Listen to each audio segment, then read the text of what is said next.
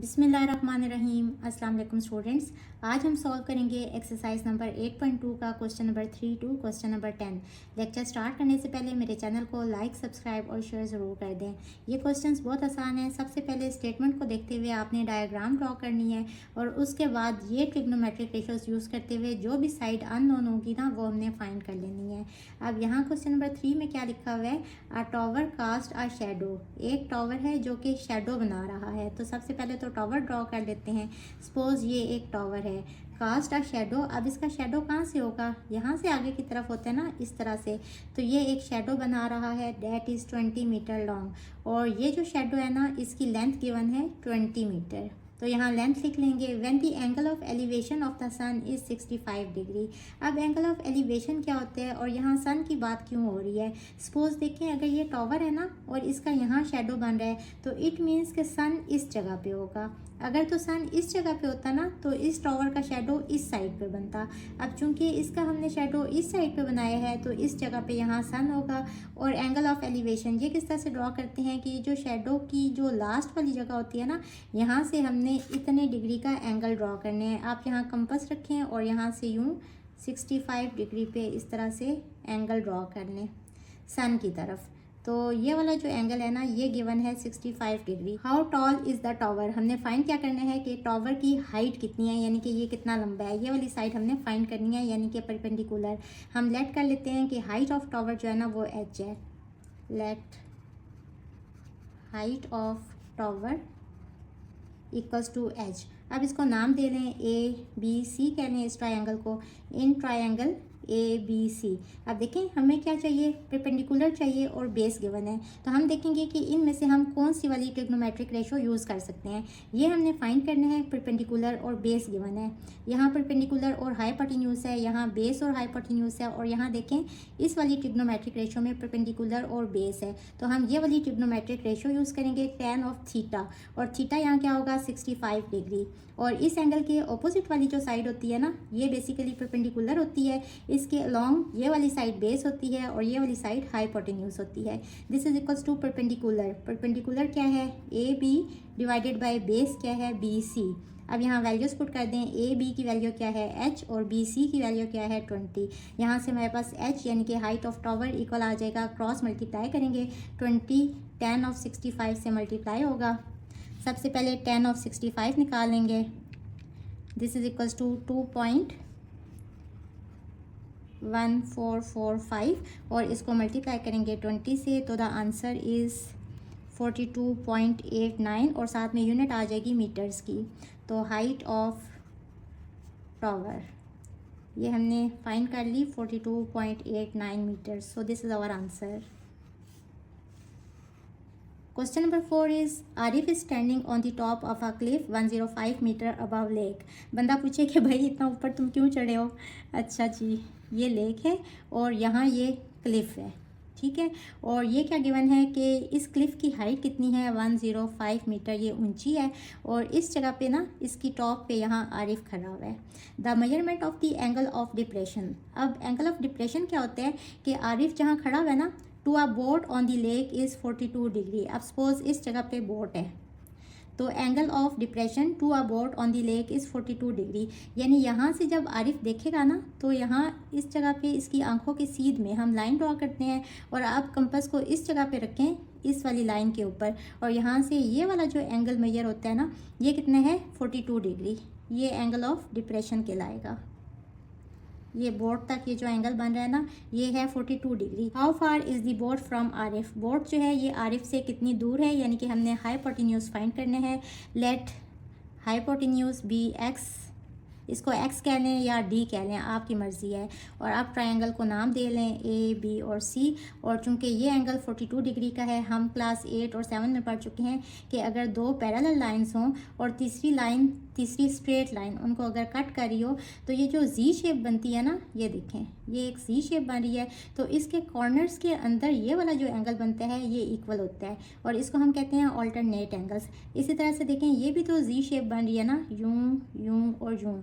तो इसके कॉर्नर के अंदर ये वाला एंगल है तो ये भी इक्वल होगा। इनको क्या कहते हैं, ऑल्टरनेट एंगल्स। लेकिन ऑल्टरनेट एंगल्स के लिए दो पैरेलल लाइंस होनी मस्ट है। अगर तो पैरेलल लाइंस नहीं है ना, सपोज एक लाइन ऐसे है और एक लाइन ऐसे है, अब अगर कोई लाइन इनको क्रॉस करेगी तो इस केस में ये जो एंगल बनेगा ना, ये ऑल्टरनेट एंगल्स नहीं होंगे। देखने से ही पता चल रहा है कि ये एंगल और ये एंगल जो है ये वाला, ये इक्वल नहीं है। लेकिन देखें इस केस में ये और ये दो पैरेलल लाइंस हैं। अगर ये एंगल 42 डिग्री है तो देखें ये जी शेप बन रही है ना, यूं यूं यूं, तो ये एंगल भी 42 डिग्री होगा। हम लिखेंगे कि एंगल ऑफ डिप्रेशन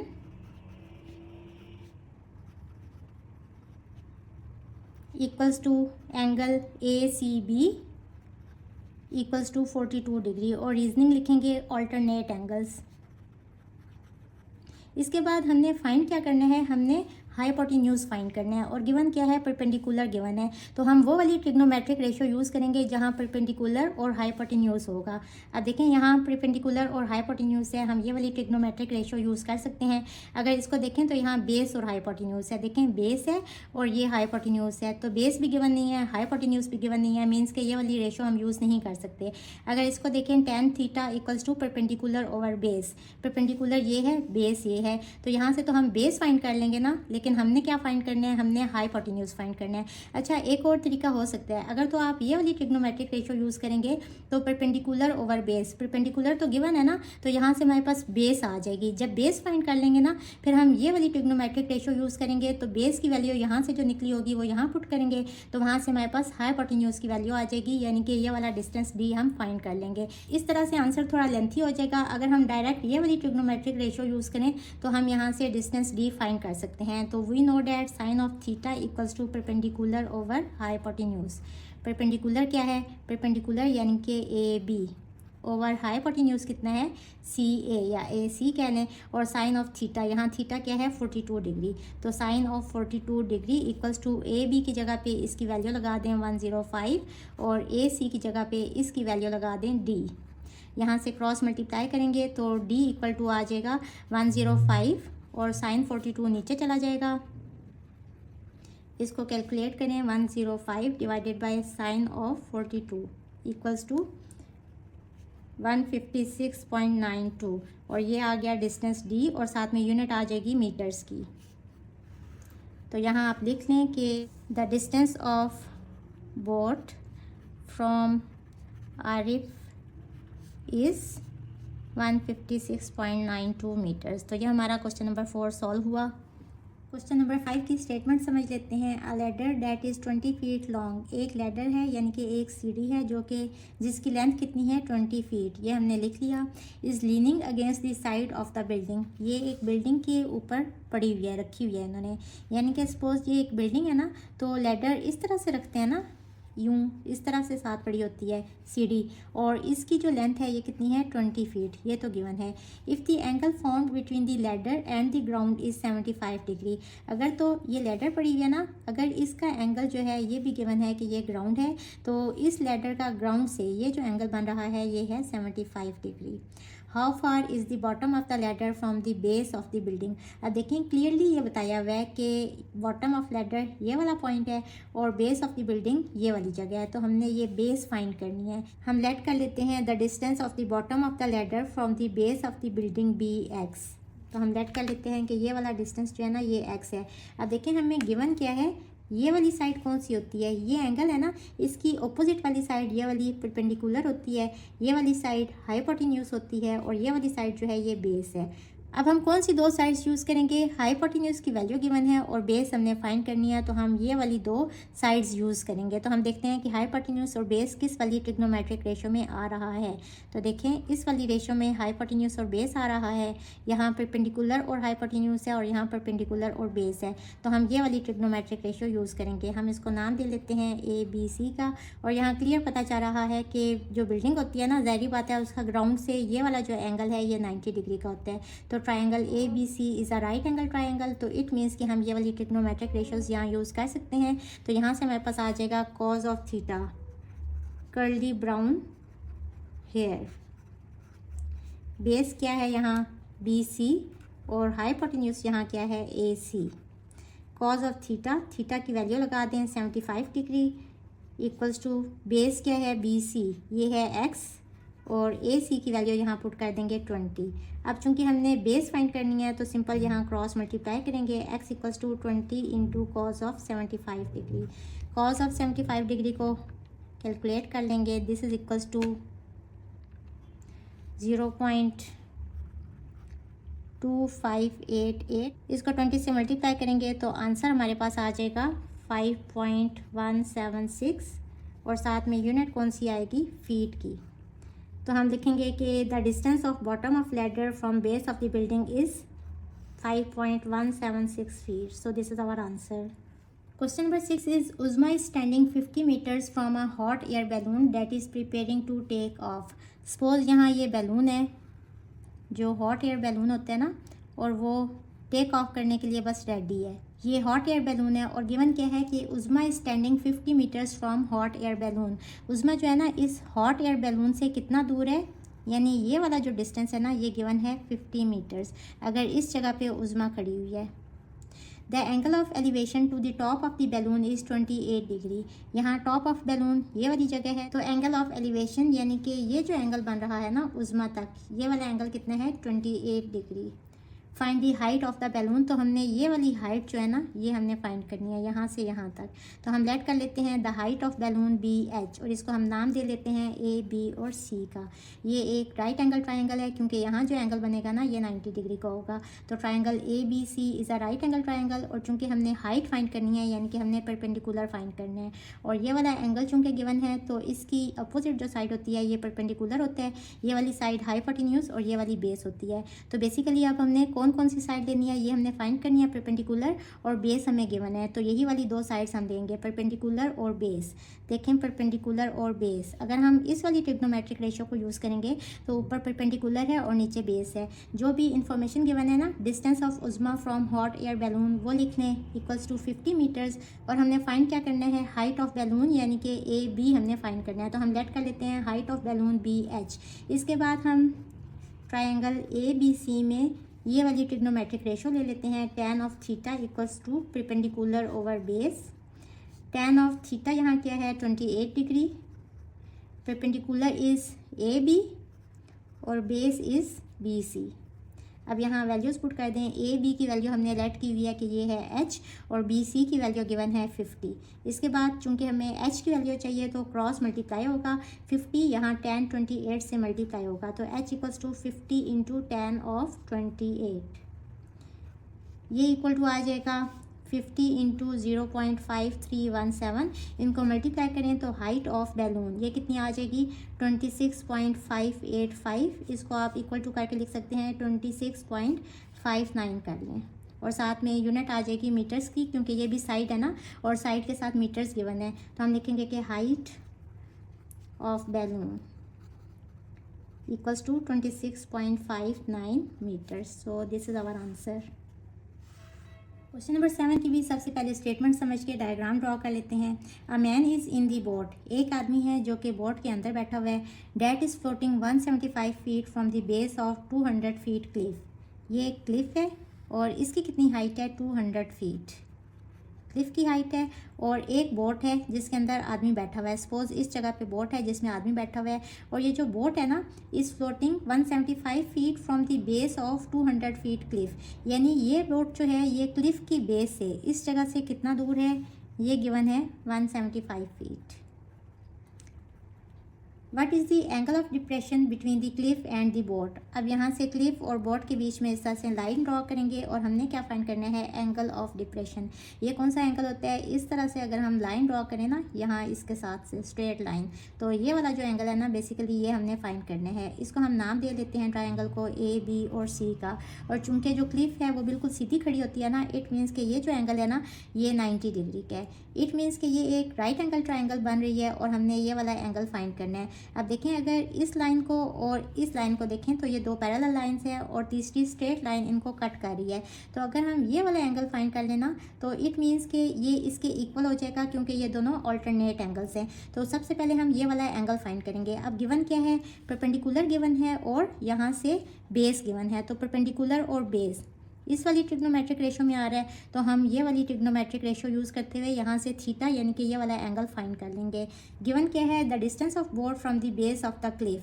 बोट का डिस्टेंस क्लिफ की बेस से कितना है 175 फीट, और एंगल ऑफ डिप्रेशन हम लेट कर लेते हैं कि ये है theta. In triangle A B C tan of A C B, या इसको एंगल सी कह लें, equals to those people brave perpendicular over base. Perpendicular क्या है ए बी और बेस क्या है B C. tan of angle C equals to A B की वैल्यू पुट कर दें 200 और बी सी की वैल्यू पुट कर दें 175। इसको सिंप्लीफाई करें तो 8/7 आ जाएगा। अब हमें एंगल सी चाहिए, this is equals to tan inverse of 8/7। इसको कैलकुलेट करें तो आंसर आ जाएगा 48.6 डिग्री। अब देखें angle C equals to angle theta, this is equals to 48.6 degree. ये वाला जो एंगल है ना ये आया है 48.6 और ये एंगल इस एंगल के इक्वल है, तो यहाँ से हमारे पास थीटा आ गया 48.6 डिग्री। और आगे आप रीजनिंग में लिख दें ऑल्टरनेट एंगल्स हैं ये। तो यहाँ से हमारे पास क्या आ गया कि एंगल ऑफ डिप्रेशन पूरा आप लिख लें between the cliff and the boat is 48.6 degree. So this is our answer.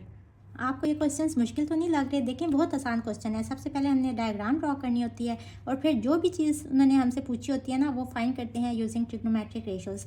अब इस क्वेश्चन में क्या है, a flag pole cast a shadow 40 feet long.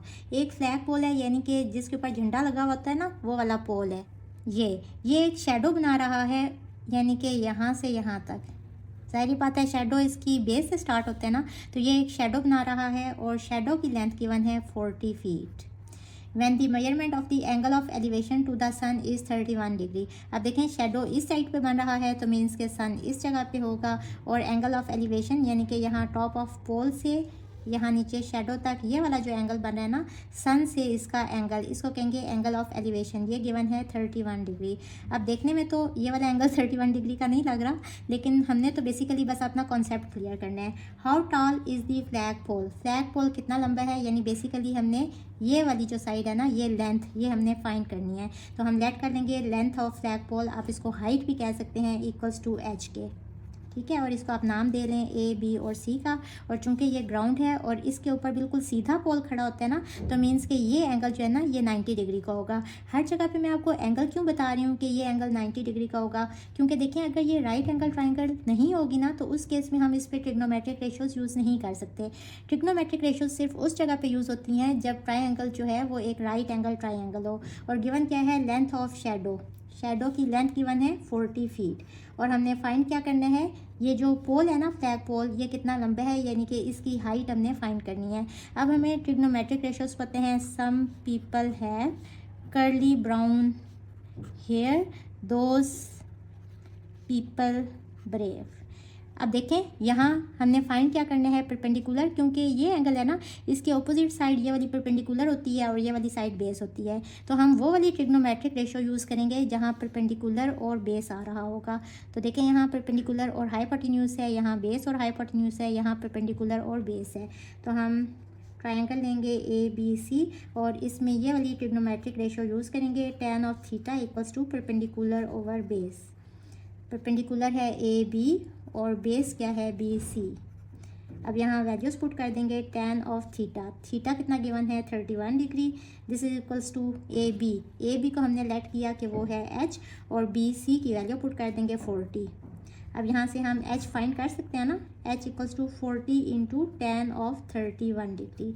इसको कैलकुलेट करें तो ये आ जाएगा 40 into 0.6009, this is equals to 24.03 feet, या आप इसको अप्रॉक्सीमेटली इक्वल टू कह दें 24 फीट अप्रॉक्सीमेटली। एंड पे आप लिख देंगे the flag pole is 24 feet approximately tall. So ये हमारा क्वेश्चन नंबर 8 सॉल्व हुआ। क्वेश्चन नंबर 9 में क्या कह रहे हैं, a straight water slide is 175 feet above ground. ये एक वाटर स्लाइड है और ये ग्राउंड से यानी कि ज़मीन से कितनी ऊंची है 175 feet, and is 200 feet long. 200 feet long का क्या मतलब है कि ये खुद स्लाइड लंबी कितनी है, ये वाला डिस्टेंस गिवन है 200 फीट।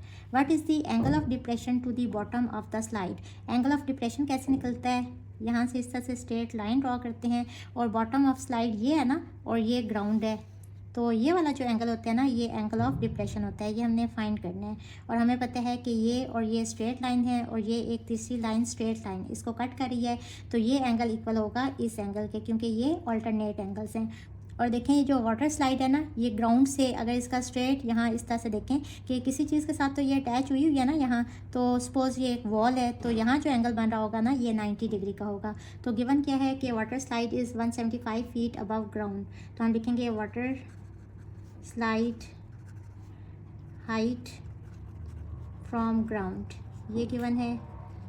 अच्छा, आप इस तरह से लिखें, height of water slide from ground equals to 175 feet, ये गिवन है। और क्या गिवन है, and is 200 feet long, length of water slide 200 feet. और हम लेट कर लेते हैं एंगल ऑफ डिप्रेशन जो हमने फाइंड करना है इक्वल्स टू थीटा या अल्फ़ा, जो भी कर लें। अब इसके बाद देखें ये कौन सी साइड है, ये वाला एंगल हमने फाइंड करना है ना, ये वाला एंगल सपोज इसको ए कह लें, इसको बी कह लें, इसको सी कह लें। एंगल सी अगर हमने फाइंड कर लिया ना, तो हमें पता है कि एंगल सी और एंगल थीटा इक्वल हैं, क्योंकि ये दोनों ऑल्टरनेट एंगल्स हैं, तो वहाँ से हमारे पास थीटा की वैल्यू आ जाएगी। अब चूँकि हमने ये वाला एंगल फाइंड करना है, तो इसके अपोजिट ये वाली साइड परपेंडिकुलर है, ये वाली हाइपोटेन्यूज है, ये वाली बेस है। अब हमें गिवन क्या है, परपेंडिकुलर और हाइपोटेन्यूज, तो यहाँ से कौन सी वाली ट्रिग्नोमेट्रिक रेशो यूज़ करेंगे, ये वाली जिसमें परपेंडिकुलर और हाइपोटेन्यूज आ रहा होगा। In triangle ABC sine of theta, theta यहाँ क्या है, angle C equals to perpendicular over hypotenuse. Perpendicular की वैल्यू लिखें यानी AB इक्वल्स टू 175 और हाइपोटेन्यूज की वैल्यू लिखें यानी कि AC विच इज़ 200। इसके बाद एंगल C यहाँ से कैसे आ जाएगा, sine inverse of 175 divided by 200, this is equals to sine inverse of 7/8। इसको कैलकुलेट करें तो आंसर आ जाएगा अप्रॉक्सीमेटली 61 डिग्री। ये तो आ गया angle C। Since angle C equals to angle theta, यहाँ लिखें रीजनिंग में कि ये ऑल्टरनेट एंगल्स हैं, तो यहाँ से मेरे पास क्या आ जाएगा, angle theta equals to 61 degree. यही हमने फाइंड करना था, angle of depression equals to 61 degree, तो ये तो हमारा आंसर आ गया। अच्छा, चूंकि आपका जो एग्जाम है ना वो SLO बेस्ड होगा, तो उसके लिए आपके कंसेप्ट्स क्लियर होना ज़रूरी है। ये क्वेश्चन भी आ सकते हैं कि find the distance between the base of the water slide to the base of this pole. यहाँ से यहाँ तक अगर आपने डिस्टेंस फाइंड करना होगा ना, तो ये है बेस, हमें पता है हाइपोटेन्यूज स्क्वायर इक्वल होता है base square plus perpendicular square के, वहाँ से आपके पास ये डिस्टेंस BC भी आ सकता है। इसी तरह से आपको ये भी क्वेश्चन आ सकता है कि फाइंड दिस एंगल। अब चूंकि हमने ये वाला एंगल फाइंड करना है, तो ये बेस हो जाएगी, इसके ऑपोजिट वाली साइड ये परपेंडिकुलर हो जाएगी और ये वाली साइड हाइपोटेन्यूज हो जाएगी। अब देखिए बेस और हाइपोटेन्यूज, इस केस में बेस और हाइपोटेन्यूज ये गिवन है ना, बेस और हाइपोटेन्यूज, तो cause of this angle, cause of angle A find करने के लिए हम ये वाली ट्रिग्नोमेट्रिक रेशियो यूज़ करेंगे, बेस ओवर हाइपोटेन्यूज। अगर ये एंगल है तो बेस ये होगी यानी कि 175 डिवाइडेड बाई 200, यहाँ वैल्यूज पुट करेंगे और वहाँ से थीटा आ जाएगा, यानी कि angle A equals to cos inverse of 175 over 200 और वहाँ से ये वाला एंगल भी आ जाएगा। तो बस आपके कंसेप्ट्स क्लियर होना ज़रूरी है, आपको पता होना चाहिए कि आपने फाइंड क्या करना है। क्वेश्चन गौर से पढ़ें, उसके बाद ट्रायंगल कंस्ट्रक्ट करें और उसके बाद ट्रिग्नोमेट्रिक रेशियो यूज़ करके जो भी चीज़ अननोन है वो फाइंड कर लें। क्वेश्चन नंबर 10 में क्या कह रहे हैं, Jane wants to measure the height of the tree. Jane चाहता है कि वो ट्री की हाइट फाइंड करे। सपोज ये एक ट्री है इस तरह से, तो ये जो ट्री की हाइट है ना, जैन चाहते हैं कि वो ये फाइंड कर ले। He walks exactly 50 metre from the base of the tree. वो ट्री की जो बेस है ना, यहाँ से वो 50 मीटर्स चल के जाता है इस तरह से, यानी कि ये जो डिस्टेंस है ना ये गिवन है 50 मीटर। तो हम कहेंगे कि distance of Jane from tree equals to 50 metres and looks up that the angle from the ground to the top of the tree is 33 degree. अब जब ऊपर की तरफ देखते हैं ना, तो जो एंगल बनते हैं वो एंगल ऑफ एलिवेशन होते हैं। अगर जैन इस जगह पे आई है और इसने ऊपर देखा है टॉप ऑफ ट्री की तरफ, तो ये जो एंगल बन रहा है ये गिवन है 33 डिग्री। तो angle from the ground to the top of the tree ये गिवन है 33 degree. How tall is tree, यानी कि ट्री कितना लंबे है, ट्री की हाइट या इसकी लेंथ कह लें, इसको कह लें h, ये हमने फाइंड करनी है, यानी कि ये वाला डिस्टेंस हमने फाइंड करना है। और ये वाली साइड कौन सी है, अगर इस एंगल को देखें तो ये परपेंडिकुलर है। अब इसको नाम दे लें। अब चूंकि ट्री जो है ना ये ग्राउंड के साथ यहाँ एंगल कौन सा बना रहा है 90 डिग्री का, तो इसको कह लें A, B और C in triangle A B C. हमने फाइंड क्या करना है, परपेंडिकुलर फाइंड करना है और बेस गिवन है। तो हम देखेंगे कि किस वाली ट्रिग्नोमेट्रिक रेशो में परपेंडिकुलर और बेस आ रहा है। तो यहाँ परपेंडिकुलर हाइपोटेन्यूज है, यहाँ बेस हाइपोटेन्यूज है और यहाँ परपेंडिकुलर और बेस है। तो हम ये वाली ट्रिग्नोमेट्रिक रेशो यूज़ करेंगे, tan ऑफ थीटा, और थीटा यहाँ कितना है 33 degree, equals to perpendicular, perpendicular है ए बी और डिवाइडेड बाय बेस, बेस है बी सी। वैल्यूज पुट कर देंगे। ए बी की वैल्यू हमने लेट की है कि ये है h और बी सी की वैल्यू गिवन है 50। यहाँ से अब हम हाइट फाइंड कर लेंगे। 50 को यहाँ tan ऑफ 33 डिग्री से मल्टीप्लाई करेंगे तो सिंपल हमारे पास हाइट ऑफ ट्री आ जाएगी। tan ऑफ 33 इसको सिंपल कैलकुलेट करें तो इसका आंसर आ जाएगा 0.6494। इसको 50 से मल्टीप्लाई करें तो हाइट ऑफ ट्री आ जाएगी 32.47 और साथ में यूनिट आ जाएगी मीटर्स की, क्योंकि ये भी साइड है ना और इस साइड के साथ यहाँ यूनिट गिवन है तो यही वाली हम यूनिट लिखेंगे। तो हम लिखेंगे therefore height of tree is 32.47 metres. तो ये हमारा आंसर आ गया है। स्टूडेंट्स, उम्मीद करती हूँ कि आपको आज के लेक्चर की बहुत अच्छी समझ आ गई होगी। जाने से पहले मेरे चैनल को लाइक, सब्सक्राइब और शेयर ज़रूर कर दें। इसके साथ ही मुझे दें इजाज़त। अल्लाह हाफिज़।